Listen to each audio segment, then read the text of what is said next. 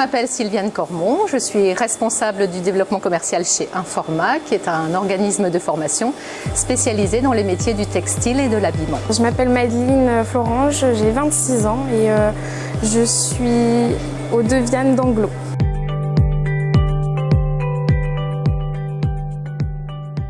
Alors oui, c'est en fait un partenariat que nous avons lancé avec Deviane il y a quelques années maintenant dans le cadre de la mise en place de parcours de formation ces dernières années pour former des couturiers retoucheurs.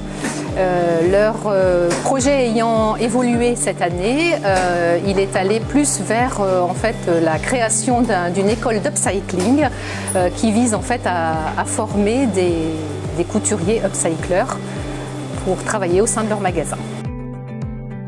Avant de postuler chez Deviane, je travaillais dans un atelier associatif où on était en CDDI d'insertion et la personne qui s'occupait de moi, ma référente, m'a parlé du projet. Au début, j'étais pas super à l'aise, mais quand j'ai passé les essais, ça m'a beaucoup plu, puis j'en ai appris beaucoup plus sur Deviane.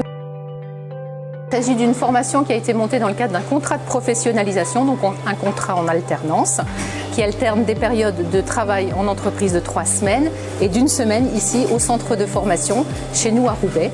Alors la formation, elle est divisée on va dire en 4 grands blocs. Un premier bloc sur la culture métier, en fait, la connaissance de tout l'environnement textile, le vocabulaire, la connaissance des matières par exemple.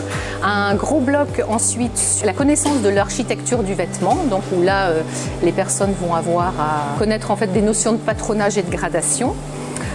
Ensuite des techniques de retouche et enfin vraiment le cœur du métier, toutes les techniques d'upcycling. Sur donc la manière de transformer et de customiser les vêtements. Oui, bien sûr, ça date depuis très longtemps. Depuis que j'ai 8 ans, je suis passionnée de couture, j'apprenais avec ma grand-mère. Et ensuite, je me suis décidée de faire un bac pro métier de la mode et du vêtement. Et je suis partie en section stylisme-modélisme. Du coup, j'ai trouvé l'atelier en question et c'est là que je suis venue ici. On commence à 8h30 et on finit à 17h30. On a des personnes qui nous encadrent, c'est des intervenants qui ont déjà travaillé dans le textile avant. Du coup, c'est très intéressant de travailler avec eux parce qu'ils ont déjà du vécu.